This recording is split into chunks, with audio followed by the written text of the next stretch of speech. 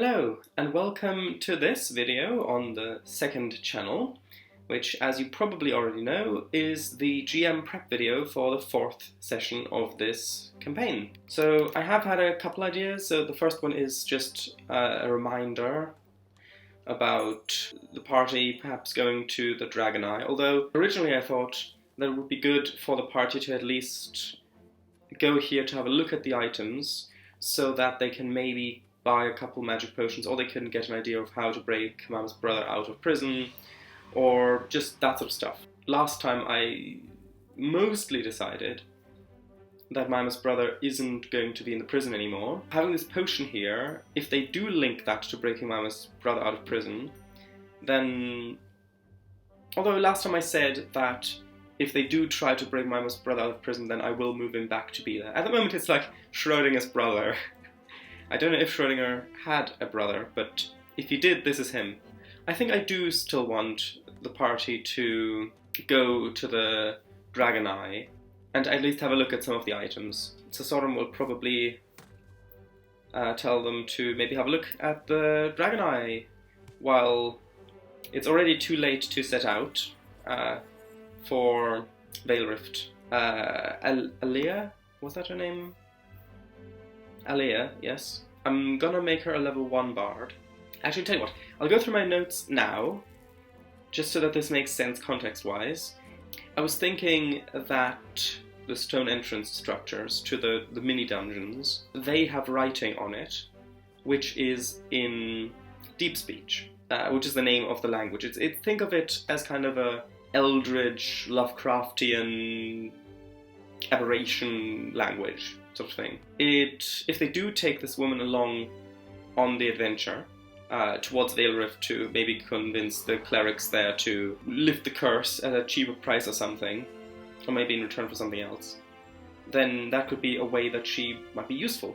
I'm going to quickly go and write down, give her a bard level, so we'll see in a moment. After spending a little bit of time thinking about this, I have decided to give her the extra 2 skills that she would have.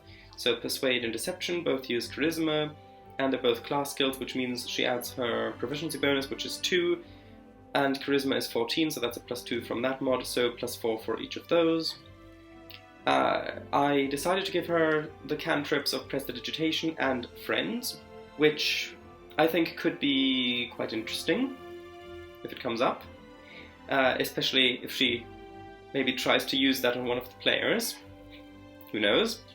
And for level 1 spells, I decided Comprehend Languages, for the reason I've already mentioned, Sleep, which I've given her in case they do want to try to break out Mama's brother from prison, if he does end up being there, then maybe them helping her get rid of the gauntlets might mean that she then helps with sleep spells and that sort of stuff, considering that she wanted to leave the island anyway to go back to her family. Maybe she wouldn't be too worried about upsetting the local authority. Featherfall next. Yeah, it's a good spell to have. And then Cure Wounds as well. I was debating whether or not to put Cure Wounds, because if she does go along, and again, this is just an idea that I've had, that she might go along. This isn't anything that is set in stone by any means. I mean, even they might not even decide to talk with her, or they might just have a little word with her and say, okay, well, yeah, we'll come back after we've finished our current stuff, and then if you're still here, then we might help you, or something like that. And then none of this would matter for ages, or maybe even ever. But, in case she does go along, I thought that if I have too much healing magic in the group, then any threats, any monsters, or something like that, would have to be more dangerous to maintain the same actual level of threat. So, but then I thought that, well, the danger should feel more dangerous, more lethal than it actually is. So, I mean, the group doesn't know that she's got Cure Wounds, and if things do go badly and she uses it, then I don't really think anybody's going to be upset that their character got healed. Originally, I wanted to give her Bardic Inspiration, which is a special ability that you can use, I'm not sure how many times, it's a certain number of times per day, I don't remember exactly how many times, but it gives another character a d6 to add to an ability check or an attack roll or something like that. But I thought that it might be interesting to not give her that, because, I mean, with player characters, of course, they would have that because for balance reasons, but if she's an NPC, then who is to say that she's already gained all of her level 1 bardic abilities? I mean, if the story is that she was quite new, performing, doing magic, tricks and that sort of stuff for the villagers around, and then a merchant told her about this magic item, the Divine Lie of Persuasion, to find on this island, and then the ship, and that whole story. If that all happened, she would still be really quite new to all this, and mostly self-taught. So it could be quite interesting, I think, for her to not have this ability. And then I also gave her leather armor and a dagger. These are items which are at the Crash and Snore where she's staying, so obviously she doesn't have that on her because she's just wearing that revealing dress. And then I chose a dagger because a dagger is a finesse weapon, which means that you can use your dex modifier for the attack rolls instead of your strength modifier, which for her is quite useful considering she's got a strength score of 9, which will be a -1 modifier, but a dex score of 12, which would be a +1 modifier.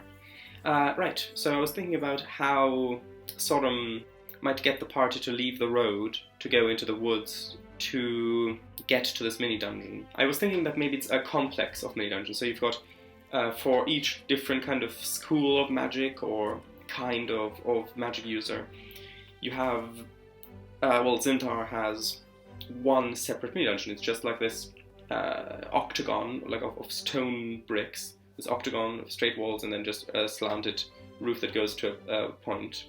It's just a little entrance with a staircase going down or something like that. So how does Sodom lead the party over to that? Because as they're going to find his brother, he's just saying, actually, can we go off into the woods for a bit? But that doesn't work. Plus, it's only a day's journey, so Sodom's brother Pral wouldn't have needed to rest for the night to find shelter or something like that. Unless, of course, you say it's raining, but then that seems a little far-fetched. So, instead, I looked through the list of deities online, the official Forgotten Realms deities, and I found a halfling deity of Sirolali, who is the halfling goddess of family, trust, and peace, and that sort of thing.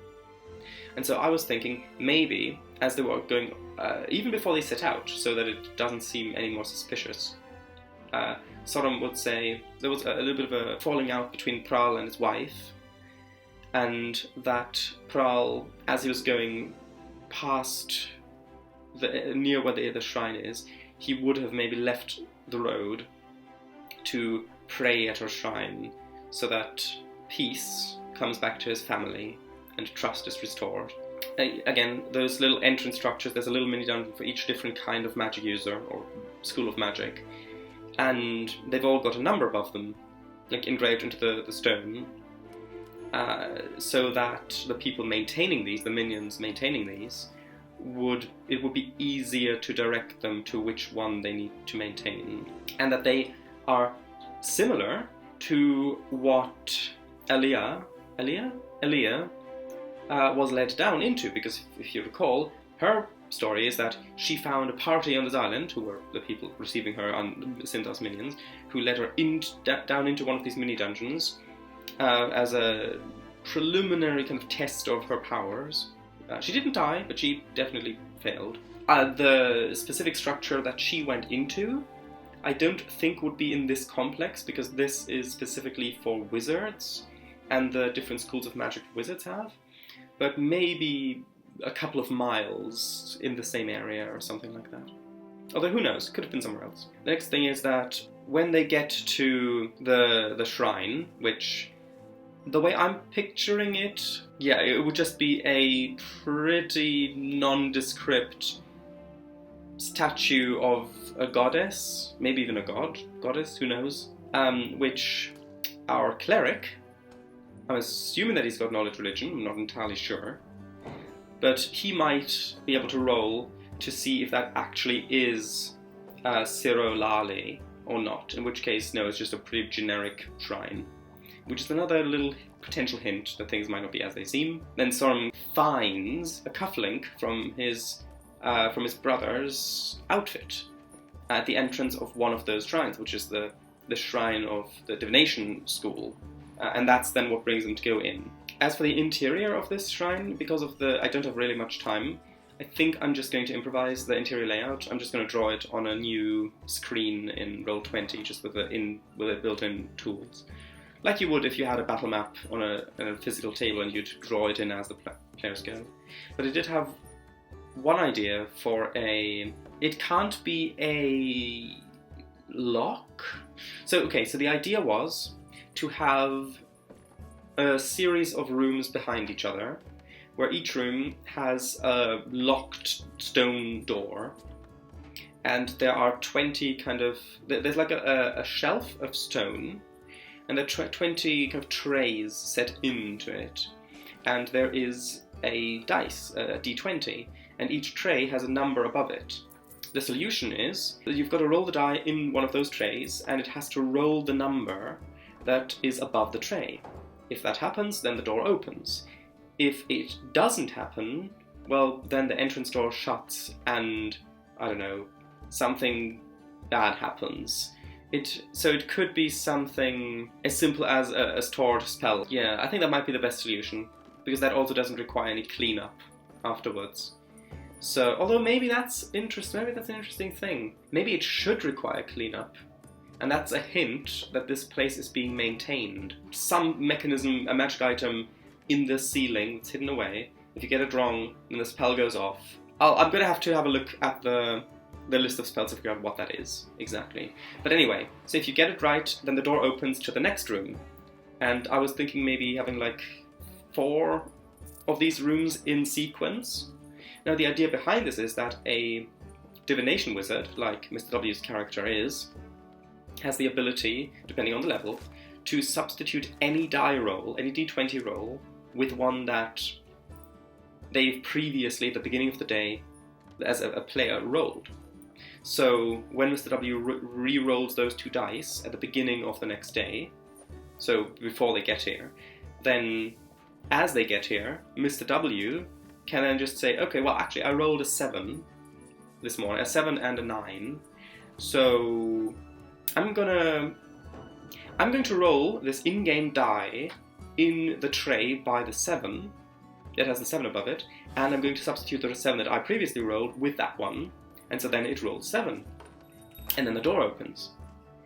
And so that's kind of a test of power to see just how much this divination wizard can either influence or know fate in this particular mechanical way. And each room must have a bit of a reward, so that the urge is there to continue going, because otherwise there wouldn't be a good test. Also, these mini dungeons would have been built about less than a year ago, since the Beholder's only really been here for about 2 years or so, I think I said. So yeah, I will write down a bit of that. I'll figure out what spell I want to load in, and then we'll carry on. I've written that, well, first of all, it's going to be number 2 for the divination school, simply because, well, that's the second school that's listed in the PHB, but that's just a little hint. Nobody will likely get that, but it's just a little thing, since I was numbering them anyway. And Sorum will stay outside to keep watch, and he'll come down if they're not back in an hour, because of course Sorum, who's leading them into these dangerous situations, knows it's dangerous and doesn't want them to go in doesn't want himself to be put in danger. So he's gonna wait outside. Now that isn't going to be suspicious, really, because, I mean, that's why he was waiting for adventurers in the first place, to help him, because he's not good at those sorts of situations. So yeah. So then, I've not made a map, but I've kind of written it down in stages a little bit. So, if you go in, you go down the stairs, you get to a side room with a sequence of 2 small chambers with dice trays, and I've decided to make this 2, because I know Mr. W has 2 of those dice, so a first level divination wizard would have 2 dice, basically, whatever form that takes in universe. And I want the party to be able to completely explore this mini dungeon. And so if there were more than these 2 small chambers with dice trays, unless they wanted to long rest within these chambers to then get the dice back and then continue rolling, they wouldn't be able to do that unless they wanted to try to get lucky, in which case we get to, well, we'll get to in a moment. So yeah, 2 chambers with these dice trays, each containing 20 gold pieces, which are minted within the last year. Another little clue, if they inspect the coins, that this is a maintained structure. This isn't some abandoned tomb. This is an actually maintained structure with a purpose. Yes, that's beyond each locked door. And then on a fail, so if they did roll the die wrong, which I hope they don't, but if they do, then the entrance door shuts, and a thunder wave is triggered from the ceiling. Now, actually, yeah, so that can happen once per day, just because otherwise whatever magic item is in the ceiling would be very overpowered. But yeah, so once per day, thunder wave gets triggered, so that's 2d8 damage. If you succeed on a con, so 2d8 damage in a 15-foot cube. I actually need to write that down. 15-foot damage. Yeah, well, no, 28. 2d8 damage in 15-foot cube, and then a con save succeeds. Now the save DC would be, what would that be? Because this is assuming that it's cast by a magic user. Okay, so after looking it up in the PHB, since this is a level 1 wizard spell, the DC of the wizard, I'm just going to use the DC of a wizard that would cast the spell.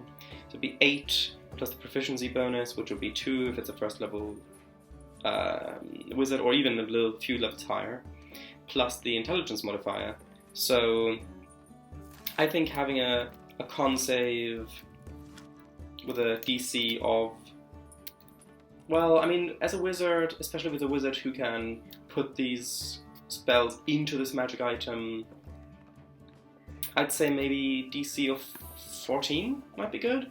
So that would mean an intelligence of 14 or 15, because then the mod would be 2 to add to the 10 from the 8 plus the proficiency bonus.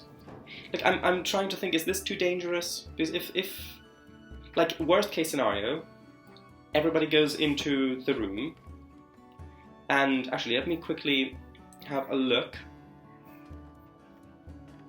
at our characters, and I want to see what amounts of HP they have, because 16 damage is the... Actually, that's the wrong one. 16 damage is the maximum that this can deal. Okay, where is it? Okay, well, Arkan has 19 hit points, so that can't be an insta-kill. Then Brakigan, Marmal, has... Oh, 24 HP. Oh, right, we're not dealing with level 1 characters. Okay. Yeah, sorry, I was thinking of dealing with level 1 characters, but no, these are level 3 characters, so yeah, that's fine. Ka has hit points 20, and Mima Phalor has hit points 13. So Mima, it could knock out, but the others not, if they're at maximum hit points when they go in. Not that that is necessarily a thing to always try to avoid, to make it impossible, of course, but I wanted to feel more dangerous than it actually is. So that can be a once per day thing, and the die is destroyed. So the die that's used to roll in trays is destroyed. Okay, so a few things with this. One, the die, there's another hint that this is an actively maintained thing, because the die is replaced, is restocked, basically, every time after it fails or whatever. Okay, the door shuts. Now, is there a way of opening that door from the inside? Now, with Sorum being outside, he'd be able to open the door with whatever lever or whatever is used to open the door. Actually, I need to write that down. But is there a way of opening it from the inside? Actually, you know what? No. Because originally I had a skeleton in there because I didn't have a way for the door to open, and with the damage thing, so someone died in here. But if this is being restocked, then they would have probably cleared that out. So, no, there's no way of opening the door on the inside, so now I need to look up what the different... because they might just try attacking the door to try to break through, if they don't want to wait for Sorum. So I need to figure out what the AC and hit points and resistances and stuff like that, how that works with doors, because I don't know how that works in 5th edition. So I'll do that in a moment. And the other way of going, because obviously if Pral just went in here for shelter, then he wouldn't have gone through these rooms. But, so I want there to be another way to go. But I think there are, if I put in enough clues that there's something off about this place, I think that's enough for Sorum to then say, look, I have proof that my brother was here, I've got this cufflink. It's a lie, but of course it's a lie, but I've got this cufflink, so there has to be a clue in here. I want you to, I can pay you extra, but I want you to clear this place out so that we can find out what happened. If he was taken, if there was an ambush, if whatever happened, there've got to be more clues here. I want you to clear it out. And I think that's probably enough to get the party to actually try to go through these chambers, even if Pral wouldn't have gone in there to hide or shelter or whatever. So when you go down the stairs, on the side is those 2 chambers, the sequential chambers, but I also wanted there to be a trapdoor with a ladder going down that has a couple of chambers with some monsters in there. My idea was that there would be these feeding tubes that come in from the surface, just these little tubes. They would be hidden on the surface, but they're to feed the monsters down there, and the monsters would have to be something mindless.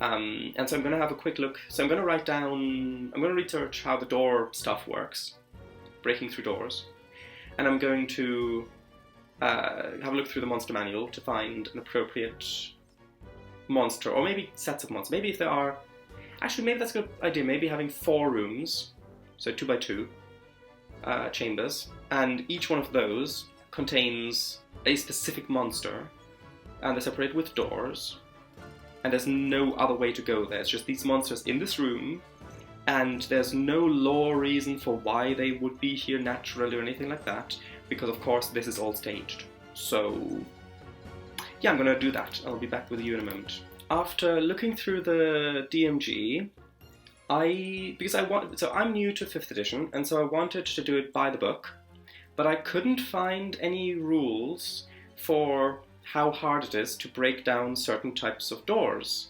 Like, for example, a rotting door, or a wooden door, a reinforced door, a stone door, an iron door, or any of that, or a portcullis. I couldn't find any rules for that, which quite surprised me, because I do believe that in Pathfinder there is a table for that.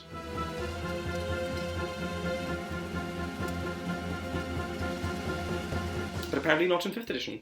I looked online and I found on Reddit a post about D&D where someone asked that question, but then it told me that I need to log in. Either I'm going to say I'm under 18 or I need to log in.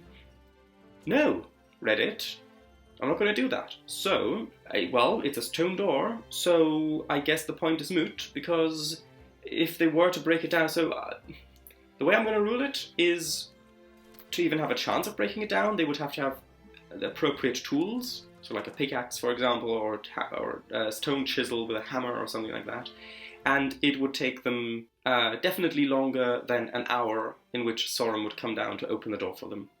So that point is moot.